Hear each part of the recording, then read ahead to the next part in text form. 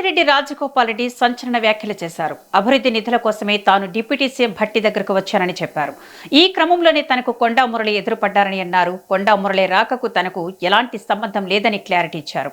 క్రమశిక్షణ విషయంలో హైకమాండ్ నిర్ణయానికి కట్టుబడి ఉంటామని చెప్పారు. ముఖ్యమంత్రికి పార్టీకి వ్యతిరేకంగా తాను ఎక్కడ మాట్లాడలేదంటూ స్పష్టం చేశారు. తాను మాట్లాడిన తర్వాత ఇంద్రమహిళ రూల్స్ మారాయన్నారు. కష్టపడ్డ కార్యకర్తలకు న్యాయం చేయాలని మాత్రమే మాట్లాడినట్లు తెలిపారు. పార్టీ బలోపేతం కోసం మాట్లాడాను, కానీ పార్టీని బలహీనపరిచే విధంగా ఎప్పుడూ మాట్లాడలేదన్నారు.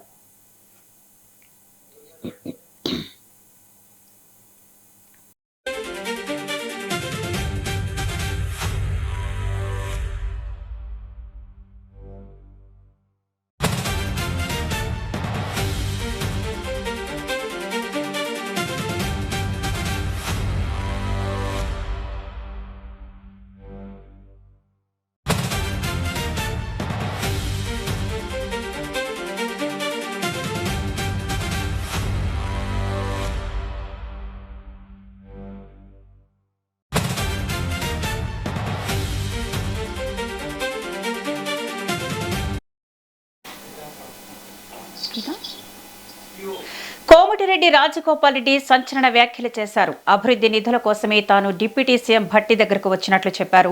ఈ క్రమంలోనే తనకు కొండా మురళి ఎదురుపడ్డారని అన్నారు. ఇదే అంశంపై మరింత సమాచారాన్ని మా బ్యూరో చీఫ్ శేఖర్ లైవ్ ద్వారా చెప్తారు. శేఖర్ చెప్పండి, అంటే శేఖర్ చెప్పండి. ఎస్ విద్య, కొద్దిసేపటి క్రితం డిప్యూటీ సీఎం భట్టి విక్రమార్కని ప్రజాభవన్లో కొండా మురళి కలిశారు, భేటీ అయ్యారు. సందర్భంగా మంత్రి ఉత్తమ్ కుమార్ రెడ్డి ఉన్నారు, రాజగోపాల్ రెడ్డి ఉన్నారు. ఈ సందర్భంగా రాజగోపాల్ రెడ్డి డిప్యూటీ సీఎంతో భేటీ అయిన అనంతరం ప్రజాభవన్ నుండి బయటకు వచ్చిన తర్వాత మీడియాతో మాట్లాడుతూ, ఇక్కడ కొండా మురళి డిప్యూటీ సీఎం భట్టి విక్రమార్క దగ్గర నేను భేటీ అయిన సందర్భంలో ఎదురుపడ్డాడు తప్ప ఎలాంటి రాజకీయ అంశాలు, కొండా వివాదానికి సంబంధించిన అంశాలు ఎక్కడ ప్రస్తావన రాలేదు. మా మధ్య జస్ట్ క్యాజువల్గా భేటీ అయ్యాడు. తన పని మీద తను వచ్చారు, నా పని మీద నేను వచ్చాను డిప్యూటీ సీఎం దగ్గరికి తప్ప ఎలాంటి రాజకీయ సంభాషణ మాత్రం మా ఇద్దరి మధ్యలో జరగలేదు. క్రమశిక్షణ విషయంలో, ఇక కాంగ్రెస్ పార్టీ క్రమశిక్షణ విషయంలో నేను క్రమశిక్షణ తప్పానని, కాంగ్రెస్ పార్టీ పైన వ్యతిరేకంగా, సీఎం పైన వ్యతిరేకంగా మాట్లాడుతున్నానని మీడియా కథనాలు, కొన్ని ఆంధ్ర ఛానల్కి సంబంధించిన కొన్ని కథనాలు ప్రసారం చేస్తున్నారు అంటూ కూడా కోమటిరెడ్డి రాజగోపాల్ రెడ్డి ఫైర్ అయ్యారు. ఇదే అంశం పైన, అంటే క్రమశిక్షణకు సంబంధించి, కాంగ్రెస్ పార్టీ క్రమశిక్షణకు సంబంధించి నేనైనా సీఎం రేవంత్ రెడ్డి అయినా కట్టుబడి ఉంటాము. నేను ఎక్కడా సీఎం రేవంత్ రెడ్డి పైన, పార్టీ పైన వ్యతిరేకంగా ఎక్కడా మాట్లాడలేదు. కాంగ్రెస్ పార్టీ అభివృద్ధి కోసమే, కాంగ్రెస్ పార్టీలో అన్యాయం జరగొద్దు, అసలైన కార్యకర్తలకు, నిజమైన కార్యకర్తలకు కాంగ్రెస్ పార్టీ జెండా మోసి చాలా ఏళ్లుగా కాంగ్రెస్ పార్టీని నమ్ముకొని ఉన్నారు.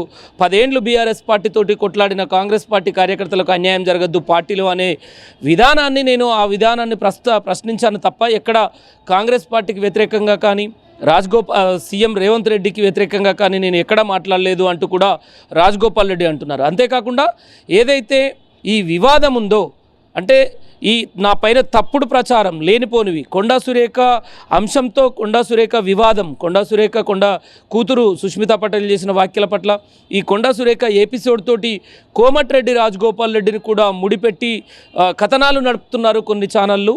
నేను తలుసుకుంటే కూడా ఒక న్యూస్ ఛానల్ సపరేట్గా పెట్టగలను, కానీ ఇలాంటి వ్యాఖ్యలు చేయడం, కోమటిరెడ్డి రాజగోపాల్ రెడ్డి మీద తప్పుడు ప్రచారం, తప్పుడు వార్తలు ప్రచురించొద్దు అంటూ కూడా కోమటిరెడ్డి రాజగోపాల్ రెడ్డి సంచలన వ్యాఖ్యలు చేశారు.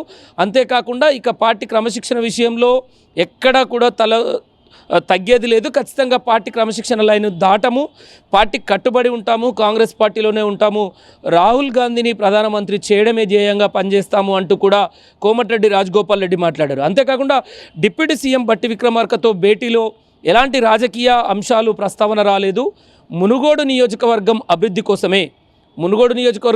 కోసమే డిప్యూటీ సీఎంని కలిశాను. ఆ నిధుల విషయంలో కొన్ని బిల్లులు, పెండింగ్ బిల్లుల అంశం కావచ్చు, నియోజకవర్గ అభివృద్ధి కోసం కేటాయించాల్సిన డబ్బుల విషయంలో, వాటి విషయాల మీదనే నేను డిప్యూటీ సీఎంని కలిశాను తప్ప ఎక్కడ రాజకీయ అంశాలు కానీ, ఎక్కడ అలాంటి సందర్భం, కొండా విషయం కానీ ఎక్కడ ప్రస్తావన రాలేదు. జస్ట్ కొండా మురళి ఎదురుపడ్డారు అంటూ రాజగోపాల్ రెడ్డి తెలుపుతున్న పరిస్థితి అయితే కనబడుతున్నది.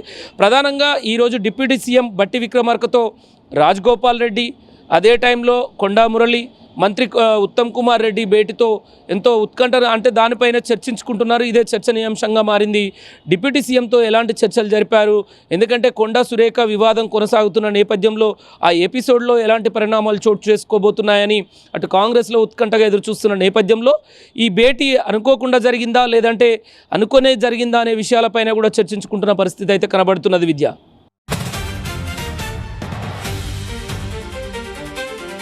సైనికులుగా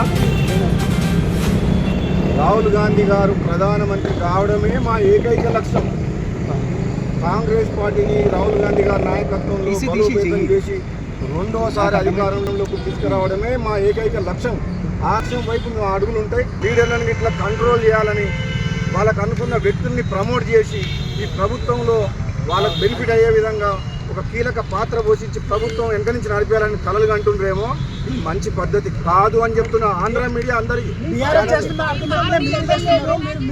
నేను మళ్ళీ ఒకసారి చెప్తున్నా, సీరియస్ ఏబిఎన్ ఛానల్ కు నువ్వు మనకు క్వశ్చన్ అడుగుతున్నావుగా చెప్తున్నా, మర్యాద దక్కదు. మళ్ళీ ఒకసారి జాగ్రత్తగా ఉండండి.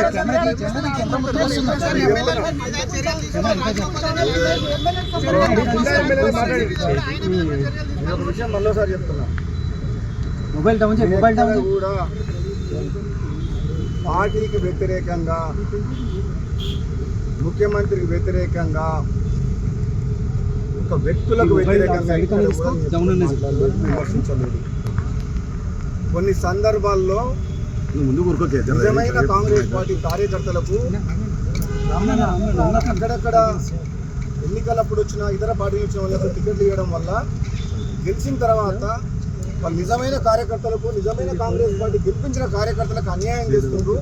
వాళ్ళని కాపాడుకోవాల్సిన బాధ్యత కాంగ్రెస్ పార్టీ రాష్ట్ర నాయకత్వం మీద, నాలాంటి వ్యక్తుల మీద, అధిష్టానం మీద ఉంది అని చెప్పిన సైనికునిగా రాహుల్ గాంధీ గారు ప్రధానమంత్రి